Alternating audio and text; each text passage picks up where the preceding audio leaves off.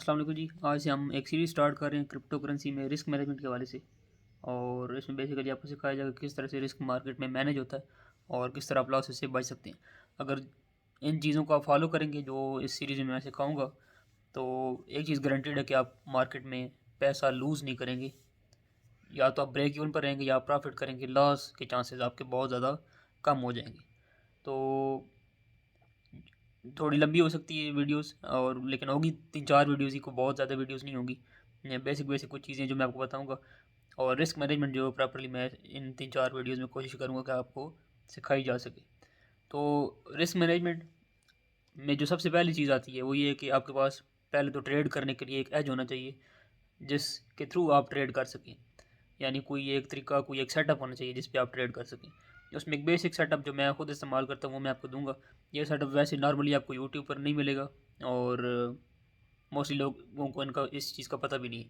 ये जस्ट मेरी personal observation और एक आप कह सकते हैं पर्सनल एक्सपीरियंस की बेस पर मेरा एक एज है जो मैं यूज़ करता हूँ मार्केट में, क्रिप्टो करेंसी की मार्केट में, या फॉरेक्स वगैरह में भी यूज़ कर सकते हैं। बेसिकली जो एज है वो वॉल्यूम है, और उसको किस तरह से आपने गेज करना है वो बड़ा सिंपल से एक तरीका मैंने अपना एक क्राइटेरिया रखा हुआ है, वो मैं आपको भी सिखाऊंगा और आप उससे काफ़ी ज़्यादा फ़ायदा उठा सकते हैं इन द लॉन्गर रन।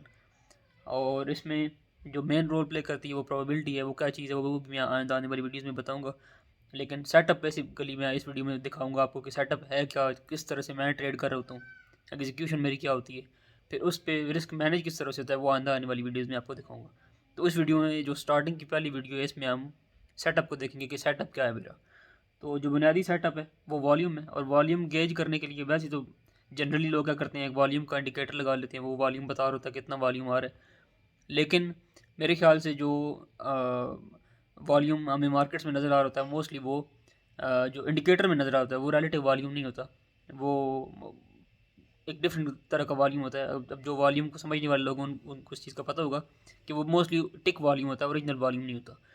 और यहाँ पर भी ऐसा ही है। और वॉल्यूम में भी आगे बहुत सारी मैनिपुलेशंस होती हैं जो बाज़ाहिर तौर पर नज़र नहीं आ रही होती। मतलब इस तरह की चीज़ें हैं जो डिटेल में आप जाएंगे तो आपको पता चलेगा।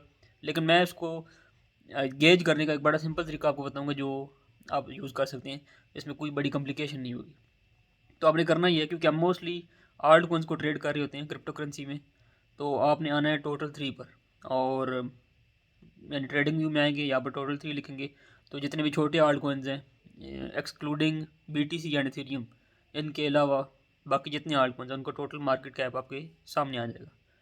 अब यहाँ से वॉल्यूम गेज नॉर्मली लोग लोग कहेंगे कि इससे वॉल्यूम कैसे गेज होगा टोटल 3 से, तो उसका मैं आपको तरीका बताता हूँ। दो चीज़ें होती हैं मार्केट में, दो ही मूवमेंट्स हो रही होती हैं, या बाय की हो रही होती है मूवमेंट, या सेल की होती है, या मार्केट ऊपर जा रही होती है या नीचे जा रही होती है। आपने हमेशा ट्रेंड के साथ ट्रेड करना होता है। अब ये सिंपल लॉजिकल सी एक लॉजिकल सा तरीका जो मैं यूज़ करता हूँ। दो ही मूवमेंट्स हैं, या अपवर्ड या डाउनवर्ड, और आपने विद द ट्रेंड ट्रेड करना है। अब मैं क्योंकि स्पॉट में मोस्टली ट्रेड कर रहा होता हूँ, मैं फ्यूचर्स में बहुत कम ट्रेड करता हूँ। मेरे ख्याल से अगर आपने फ्यूचर्स में ट्रेड करना है, मेरा ओपिनियन ये है कि उसके लिए अगर आपने लॉन्ग शॉर्ट करना है तो उसके लिए फॉरेक्स ज़्यादा बेहतर मार्केट है। और क्रिप्टो में मैं समझता हूँ कि अगर आप सिर्फ स्पॉट पे ट्रेड करें तो वो ज़्यादा बेहतर है। कार आप फ्यूचर में भी यही स्ट्रेटजी आप फ्यूचर में भी इस्तेमाल कर सकते हैं अगर आप करना चाहें तो। अब आपने ट्रेंड के साथ जाना है, तो आपने सबसे पहले यहाँ पे एक काम करना है, वही करना है कि आपने यहाँ पे 120 की मूविंग एवरेज यहाँ पे लगा लेनी है। ठीक है, सिंपल मूविंग एवरेज, कोई एक्सपोनेंशियल वगैरह आपने यूज़ नहीं करनी। ठीक है, और इसमें सेटिंग्स ये होंगी कि आपने यहाँ पर जब आप सेटिंग्स को ओपन करेंगे, ये देख रहे हैं मैंने 100 की लगाई, आप 120 की लगा सकते हैं, वो कोई इशू नहीं। ये मैंने फॉर द शॉर्ट टर्म वो मैं एक दूसरे चार्ट को एनालाइज कर रहा था 100 की है, वैसे मैं 120 की यूज़ करता हूँ। जो सोर्स होगा यहाँ पे वो आपने लो रखना है। ठीक है, और अगर आप शॉर्ट कर रहे हैं मार्केट को, यानी मार्केट सेल में अगर जा रही है तो फिर आपने हाई रखना है। यानी अगर आप सेल की ट्रेड ढूंढ रहे हैं तो फिर आपने इसको हाई रखना है, मगर मार्केट नीचे जा रही है तो। और अगर आप स्पॉट पर कर रहे हैं, आप सिर्फ बाई कर रहे हैं, तो आपने सिंपल इसको लो पर ही रखना है, फिर आपने इसको चेंज नहीं करना। ठीक है जी, ये सेटिंग्स होंगी इसकी। उसके बाद आपने क्या करना है, जब भी मार्केट डिप ले, मार्केट मूविंग एवरेज से नीचे आए, ये 15 मिनट में आपने खोलना है। ये भी आपने याद रखना है, टाइम फ्रेम जो आपका 15 मिनट का होना चाहिए। अब इससे मैं वॉल्यूम कैसे गेज करता हूँ, अब यहाँ पे कोई आपको वॉल्यूम का इंडिकेटर नज़र नहीं आ रहा होगा, ये मेरी जस्ट एक अपनी बनाई हुई टेक्निक है, देसी सा तरीकाकार है। ठीक है, सिंपली जब भी मार्केट इस मूविंग एवरेज से ऊपर आए, यानी जो आपको मार्केट कैप नज़र आ रहा है, नीचे होके मार्केट से दोबारा इस मूविंग एवरेज से ऊपर आए और उसके बाद 10 से 12 कैंडल्स इससे ऊपर बनाए। ये 15-20 होने तो ज़्यादा बेहतर है, लेकिन कम से कम 10 तो हुई, 10 तो 12 लाजमी हो। कोशिश करें 15 to 20 कैंडल्स मार्केट इस मूविंग एवरेज से ऊपर बनाए, तो तब जाके आपने बाइंग की ट्रेड ढूंढना शुरू करनी है। उससे पहले ढूंढने शुरू ही नहीं करनी। उसकी मैं रीज़न आपको बताता हूँ। वॉल्यूम बेसिकली क्या है कि यहाँ पर आपको ये इस चीज़ से ये अंदाज़ा हो जाएगा कि मार्केट में एक्चुअली बाइंग हो रही है, यानी मार्केट कैप बढ़ रहा है, मार्केट कैप इस मूविंग एवरेज से ऊपर आया है, 15-20 कैंडल मार्केट ने इस मूविंग एवरेज से ऊपर बनाई है, इसका मतलब है एक्चुअली मार्केट में बाइंग हो रही है। जस्ट मैंने अपने लिए एक इंडिकेटर बनाया हुआ है जिस टाइम पे मैं एंट्री लेता हूँ। इसमें ये कोई सेशंस नहीं है, कुछ भी नहीं है, सिंपल सी टेक्निक है। सिंपली 120 की मूविंग एवरेज, 15 मिनट्स का टाइम फ्रेम, मार्केट इस मूविंग एवरेज से नीचे जाए और रिकवर करके फिर इस मार्केट जो है से ऊपर आए, ऊपर 15 से 20 कैंडल्स बनाए इस मूविंग एवरेज के ऊपर ही, तो मैं क्या करूँगा, मैं आल्ट कॉइन्स में चला जाऊँगा, बाइनेंस में। वहाँ पर जाकर मैं आल्ट कॉइन्स ढूंढने लग पड़ूँगा कि किस आल्ट कॉइन में मेरा सेटअप बना हुआ है। अब जो सेटअप है वो उसके बाद आता है। ये सबसे पहली इंडिकेशन है कि जब बाइंग का वॉल्यूम आ रहा होगा तब मैंने बाई की एंट्री लेनी है, यानी जब मार्केट इस मूविंग एवरेज से ऊपर आके 15-20 कैंडल्स बना चुकी होगी तब मैं जाकर, अब ये मैटर नहीं करता कि इसमें इसके ऊपर वो सारी बाय की बुलिश कैंडल्स बनाता है, बेरिश 15-20 कैंडल्स से ऊपर बननी चाहिए, तब जाके मैं एंट्री ढूंढने की कोशिश करूँगा। वो सेटअप इसके बाद आएगा, वो भी बड़ा सिंपल है, उसमें भी कोई कॉम्प्लिकेशन नहीं है। मेन जो चीज़ें मैं आइंदा आने वाली वीडियो में सिखाऊंगा वो रिस्क मैनेजमेंट होगी एंड साइकोलॉजी होगी। उसको आप इन चीज़ों पर इंप्लीमेंट करेंगे तो आपको रिजल्ट्स मिलना शुरू हो जाएंगे, और रिजल्ट्स इंस्टेंटली नहीं मिलेंगे, लॉन्गर रन में मिलेंगे। 2 वीक्स, 3 वीक्स, मंथ, 1.5 महीना, हो सकता है कुछ मंथ्स आपके बीच में नेगेटिव आए, लेकिन एट द एंड क्या होगा, 6 महीने 7 महीने आप जो ट्रेड कर चुके होंगे, 1-2 महीने नेगेटिव होंगे, 4-5 पॉजिटिव होंगे। जो पॉजिटिव होंगे वो बड़े होंगे, यानी उसमें आपने 5%, 10% प्रॉफिट बनाया हुआ होगा। जो नेगेटिव होंगे उसमें -1, -2% आपका नीचे गया होगा, एट द एंड आप प्रॉफिट में होंगे, ये मेरी गारंटी। लेकिन 6-7 महीने कंसिस्टेंटली प्रॉपर एग्जीक्यूशन के साथ अगर जाएंगे तब ये काम होगा, ये नहीं होगा। अब ये लोगों को बड़ी बोरिंग बात लग रही होगी कि 5-6 महीने हमने लगातार ट्रेड करना और उसके बाद हमें ये प्रॉफिट मिल रहा है। एक्चुअल मैंने पहले भी पिछली वीडियो में मेंशन किया था, और पहले भी ये मैं कई मरतबा मेंशन कर चुका हूँ, जहाँ पर भी आपका रिस्क मैनेज होगा, जहाँ पर भी आप बहुत लो रिस्क के साथ ट्रेड कर रहे होंगे, वहाँ पर आपको प्रॉफिट उतना ही मिलेगा। अब इसमें आप अपने रिस्क की परसेंटेज बढ़ाएंगे तो प्रॉफिट ऑटोमेटिकली बढ़ जाएगा, लेकिन साथ में रिस्क भी बढ़ जाएगा। तो आपने रिस्क को मैनेज रखना है, रिस्क को कम से कम रखना है। तो सबसे पहली चीज़ क्या होगी, आपका वॉल्यूम। आपको पता चल गया कि जी वॉल्यूम आ गया बाइंग का, अब मैंने बाई की ट्रेड लगानी है। इसी तरह अगर आप शॉर्ट कर रहे हैं तो आपने किस चीज़ का वेट करना है कि मार्केट इस मूविंग एवरेज से नीचे आए, ठीक है, इसके पहले ऊपर जाए फिर इसके नीचे आए, इस मूविंग एवरेज के जब रिट्रेस करके इसके नीचे आए तो कम से कम 15-20 कैंडल इसी तरह से नीचे बनाए, फिर आपने जाके सेल की एंट्रीज ढूंढना शुरू करनी है। क्योंकि एक यानी आपको सेल का वॉल्यूम लग गया, मार्केट नीचे आ गई, नीचे आई है तो उसका मतलब सेल का वॉल्यूम मार्केट में एंटर हो गया। इस तरह से ऊपर गई है 15-20 कैंडल से ऊपर नहीं, तो पता चल गया कि बाइंग का वॉल्यूम एंटर हो गया। आप उस बाइंग वॉल्यूम की डायरेक्शन में ट्रेड कर रहे होंगे, आप विदाउट डायरेक्शन ट्रेड नहीं करेंगे। सबसे पहले ये चीज़ ये काम, ये अलग से इंतहाई सिंपल सी चीज़ है, लेकिन ये करेगी कि आपकी डायरेक्शन जो है उसको ये ठीक कर देगी। आप मार्केट की डायरेक्शन में ट्रेड करेंगे, मार्केट के अगेंस्ट ट्रेड नहीं करेंगे। बहुत से लोगों को मैंने देखा वो कंटिन्यूएशन की ट्रेड्स नहीं करते, मोस्टली लोग रिवर्सल्स को पकड़ने की कोशिश करते हैं जहाँ पे वो मार खाते हैं। आपने रिवर्सल्स नहीं पकड़ना है, आपने मार्केट की डायरेक्शन में ट्रेड करना है, और वो इसी तरीके से हो सकता है कि मार्केट में बाइंग का वॉल्यूम आ रहा हो और स्पॉट में जाकर फिर आप बाइंग कर रहे हो, इसके अलावा कोई तरीका नहीं है दूसरा। ठीक है जी। उसके बाद आता है सेटअप। अब रिसेंटली मैंने एक ट्रेड एग्जीक्यूट की थी, वो मैं आपको दिखाता हूँ, उससे आपको अंदाज़ा हो जाएगा कि मैं ट्रेड लगाता किस तरह से हूँ। फर्स्ट ऑफ ऑल मैंने देख लिया कि बाइंग का वॉल्यूम आ रहा है, मार्केट ने रिकवर किया, मूविंग एवरेज से ऊपर 15-20 कैंडल बना चुकी है। अब मैं क्या करूँगा, ये जो कॉइन है, ये वॉन कॉइन था, मैंने ये बाय किया था ऑलमोस्ट 2670 या 80 को इस तरह से था, ये अराउंड कोई मेरे ख्याल में इस लेवल पे मैंने बाय किया था। ठीक है, स्टॉप लॉस मेरा कहीं नीचे था। ठीक है जी, हाँ जी, यहाँ पे ये जो कैंडल बन रही है ये वाली, इस कैंडल पे मैंने बाय किया था 2680 था और स्टॉप लॉस मेरे ख्याल में यहाँ पर था शायद, बहुत ही छोटा स्टॉप लॉस था। अब मैंने एंट्री किस तरह से ली वो मैं आपको बताता हूँ। अब जब वहाँ पे बाइंग का वॉल्यूम एंटर हुआ था ना, अब ये 1 आवर का चार्ट है, ये 15 मिनट का नहीं है, ये भी आपने याद रखना है। और बहुत बड़े वॉल्यूम वाले कॉइन्स की तरफ नहीं जाना, आपने जाना है सेटअप वहाँ पे बना, वो मार्केट बुलिश हो चुकी हो यानी बाइंग का वॉल्यूम लग चुका हो, उसके बाद आपने आल्ट कॉइन्स में जाना है और आल्ट कॉइन्स आपने शुरू करने हैं जिनका वॉल्यूम एटलीस्ट $1 मिलियन हो, अप टू 30-40 मिलियन डॉलर, बहुत हायर साइड पर भी नहीं जाना। जो बड़े हमेशा याद रखें, एक आपको ट्रिक बता रहा हूँ, एक टिप है, ये टिप ये है कि जितने भी बड़े वॉल्यूम वाले कॉइन्स होंगे उसमें बड़े इन्वेस्टर्स इंटर हुए होंगे, वेल्स इंटर हुए होंगे, उसमें जो स्टॉप लॉस हंटिंग है वो बहुत ज़्यादा होगी, ठीक है। जितने लोअर वॉल्यूम वाले कॉइन्स को ट्रेड करेंगे, ये आपको यूँ समझे कि मैं मार्केट के अंदर की एक चीज़ बता रहा हूँ, लोअर वॉल्यूम वाले कॉइन्स में सिर्फ रिटेलर्स होते हैं, बड़े इन्वेस्टर्स नहीं होते, तो वहाँ पे जो स्टॉप लॉस हंटिंग है ये इसके चांसेस बहुत कम हो जाते हैं ऑटोमेटिकली, क्योंकि बड़ा इन्वेस्टर है ही नहीं। बड़ा इन्वेस्टर होगा तो स्टॉप लॉस हंटिंग होगी, छोटे रिटेल के पास उतनी पावर नहीं होती कि वो स्टॉप लॉस हंट कर सके, ठीक है। तो इसमें जो लोअर वॉल्यूम वाले कॉइन्स हैं उनमें आपको स्टॉप लॉस हंटिंग बहुत ज़्यादा होती हुई नहीं मिलेगी, तो आपने शुरू ही लोअर वॉल्यूम से करना है, 1 मिलियन एंड अबव आप जाएँ, कॉइन्स ढूंढने लग पड़े, जिस कॉइन में भी आपको ये सेटअप मिले जो मैं दिखाने वाला हूँ, आपने उसमें एंट्री ले लेनी है, स्टॉप लॉस लगा के मार्केट में उसको छोड़ देना है। टारगेट किस तरह से सेट करना है वो भी मैं आगे वीडियोज़ में बताऊँगा, और एग्जिट किस तरह से करना है वो बताऊँगा। इस वीडियो में सिर्फ सिंपली मैं सेटअप्स बता रहा हूँ कि मैं एंट्री लेता किस तरह से हूँ।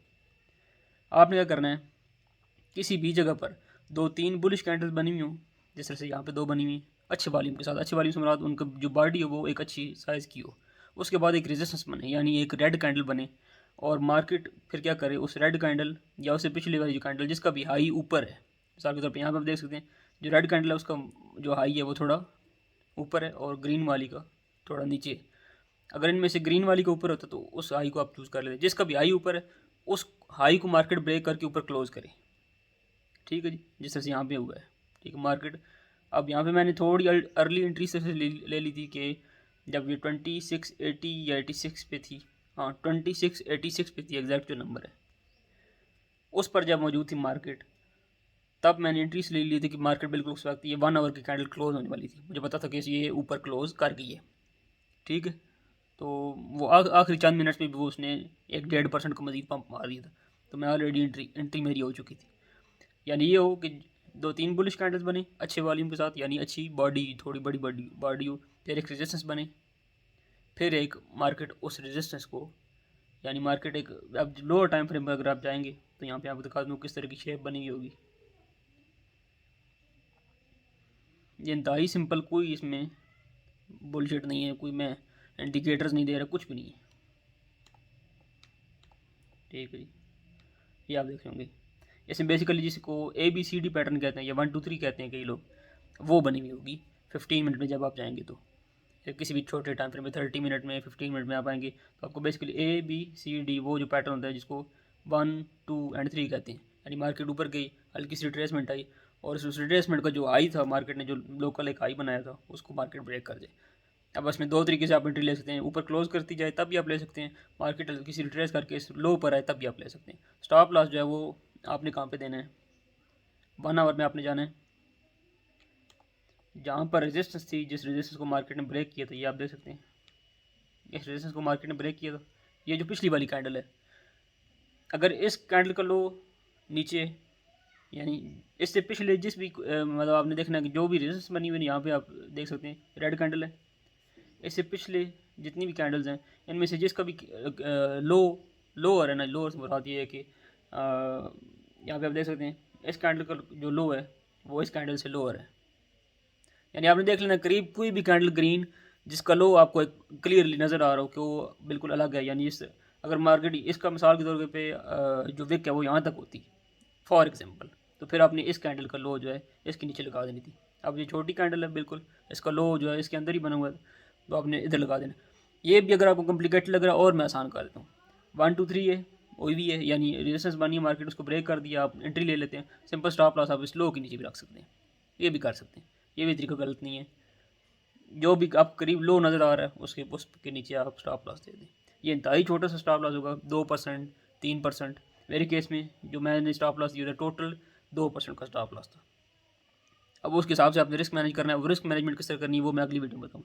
इस वीडियो में बेसिक जो मकसद था वो ये था कि आपको एक एंट्री का क्राइटेरिया दें। सबसे पहले आपने टोटल, मैं इसको रिपीट कर देता हूँ सारे कोई, 15 मिनट में आना है। टोटल 3 में 120 की मूविंग एवरेज लगी हुई हो, ठीक है। मार्केट क्या करे, इस मूविंग एवरेज से नीचे जाए, रिकवर करके इस मूविंग एवरेज से ऊपर आए एंड 15 से 20 कैंडल्स इस मूविंग एवरेज के ऊपर बनाए। ये जब हो जाए, ये एक इंडिकेशन है कि अब आप मार्केट में जाके बाय कर सकते हैं। जब तक ये न बने, अब ये मोस्ट इम्पॉर्टेंट चीज़ है, जब तक आपका सेटअप नहीं बना हुआ आपने एंट्री नहीं लेनी। इससे होगा क्या, आप over trading, revenge trading, emotions based trading से बिल्कुल बचेंगे। इमोशंस बिल्कुल रिमूव हो जाएंगे मार्केट में। अब इसमें होगा, बीच में कई मरतबा ऐसा होगा 2-2 दिन आपको ट्रेड नहीं मिलेगी, ये मैं पहले बता रहा हूँ। अब उसमें अब कई लोग भी और लोगों को हो रहा कि 2 दिन हम ट्रेड नहीं करेंगे तो फिर क्या होगा, कुछ भी नहीं होगा, कोई फ़र्क नहीं पड़ता अगर आप 2 दिन ट्रेड नहीं करेंगे तो। बीच में कई दिन ऐसे आएंगे जिनमें आपको ट्रेड नहीं मिलेगी, ठीक है। रोज़ ट्रेड नहीं करना होता, ये बात अच्छी तरह से समझ लें। अब इसमें आप देख सकते हैं कोई एनालिसिस नहीं है, एनालिसिस है ही नहीं कि किसी तरीके से हमने कोई एनालाइज करना है मार्केट को। ये बात अच्छी तरह से समझ लें, एनालिसिस में और ट्रेडिंग में ज़मीन आसमान का फ़र्क है। एनालिस्ट होने में और ट्रेडर होने में बड़ा फ़र्क है, ठीक है। तो ये चीज़ अच्छी तरह से माइंड में रख लें। सिंपल आए, मार्केट नीचे गई हुई थी, इस मूव में ऐसे ऊपर आई है, इसका मतलब बुलिश वाली ब्लॉक है। अब आपको इंडिकेशन मिल गई है कि मार्केट बुलिश हो गई है। जब मार्केट बुलिश होगी तो अब आप डायरेक्शन में ट्रेड करेंगे, आपने बाई की एंट्री ढूंढनी है। वो किस तरह से ढूंढनी है, जाएँ बाइनेंस में, सारे कॉइन्स को खोलें आस्ते आस्ते से, जिसमें भी आपको ये सेटअप बना हुआ मिले जो मैंने सेटअप अभी आपको दिखाया है, जिस तरह से यहाँ पे था, ठीक है। कि एक पहले बुलिश वॉल्यूम लगे, ठीक है, एक बुलिश मूव हो इस तरह से, और ये आपने तब सेटअप ढूंढना शुरू करना है जब वो पहली वाला क्राइटेरिया पूरा हो चुका हो। वो जो 15 मिनट वाला है टोटल 3 का, वो क्राइटेरिया पूरा हो चुका हो, फिर इस तरफ आना है, कॉइन्स में जाएँ, ये सेटअप ढूंढें, 2-3 कैंडल्स बुलिश, एक अच्छी खासी बुलिश मूव, दैन एक रेजिस्टेंस, फिर मार्केट उस रेजिस्टेंस को ब्रेक करे, जैसे ही ब्रेक करके ऊपर क्लोज करती है आपने एंट्री ले लेनी है, ठीक हो गया। इसमें मजीद आप अगर आप इसमें डेप्थ जाएँ 15 मिनट्स में जाएंगे तो सिंपल 1 2 3 मूव होगी। अगर अब किसी को बिल्कुल 1 2 3 का ये ABCD मूव का भी नहीं पता तो यूट्यूब पे जाके ABCD मूव लिख ले, ट्रेडिंग में के ABCD मूव क्या होती है, तो यूट्यूब पर आपको सारी डिटेल मिल जाएगी कि ABCD क्या है। अब टारगेट्स के क्या क्या होंगे, मैं सिंपली क्या करता हूँ, टारगेट्स को फिक्स रखता हूँ, ठीक है। और किस तरह से रखता हूँ वो मैं आगे वीडियो में बताऊँगा। उसमें भी आपको इतनी सिंपल हो जाएगी ये चीज़, इतनी सिंपल जितनी आपकी सोच है। आपको कोई बहुत ज़्यादा तक दो, अब इसमें कोई टेक्निकल्स नहीं है, कुछ भी नहीं, बेसिक प्राइस एक्शन है, दैट्स इट। कोई लंबा चौड़ा एनालिसिस नहीं है, कुछ भी नहीं। जब तक आप एनालिसिस के चक्कर में पड़े रहेंगे, जब तक आप ये फेयर वैल्यू गैप, ये फलान, इन चीज़ों से कोई फ़र्क नहीं पड़ेगा, आपको रिजल्ट्स नहीं मिलेंगे, ये मैं गारंटी के साथ कह सकता हूँ। एट द एंड आपको risk management, proper execution and psychology, इन तीनों की चीज़ों की तरफ आना जो है वो पड़ेगा। तो सिंपल वॉल्यूम बेस्ड एंट्री है, बाइंग का वॉल्यूम लगा है, आप सिंपल जाके बाय कर लेंगे। जब तक बाइंग का वॉल्यूम नहीं लगेगा आप बाय नहीं करेंगे, बस दैट्स इट। यही तरीका है एंट्री का, ये होगा एंट्री का तरीका। अब आगे और एग्जीक्यूशन मैंने बता दी कि एग्जीक्यूट करना किस तरह से, ये 2 चीज़ें हो गई। आगे मैं आने जो वीडियोज़ आने वाली हैं उनमें मैं आपको रिस्क मैनेज किस तरह से करना है, और ट्रेड पर किस तरह से रिस्क मैनेज होगा, एंड उसमें साइकोलॉजी किस तरह से रोल प्ले करेगी, वो सारी चीज़ें मैं आइंदा आने वाली वीडियोस में आपको बताऊंगा। दैट्स इट, आज के लिए मेरे ख्याल में ये काफ़ी है। हालांकि इसमें कोई बहुत ज़्यादा डिटेल नहीं थी। मेरी वीडियोस अगर लंबी हो जाएँ या मैं बात को रिपीट करूँ तो उसका आपने माइंड नहीं करना, क्योंकि मेरा मकसद है डिटेल्स में चीज़ को बताना। मैं उस आऊँ 5 मिनट में वीडियो बना के निकल जाऊँ तो उसका कोई मकसद नहीं। मेरा मकसद है आपको कोई, मेरे ख्याल में अगर मैं इस वीडियो को 10 लोग भी देख लें और मैं इसमें से कोई 2-3 लोग भी इसको फॉलो कर लें, मेरे लिए ये इनफ है, ठीक है जी। दैट्स इट, मिलते हैं नेक्स्ट वीडियो में।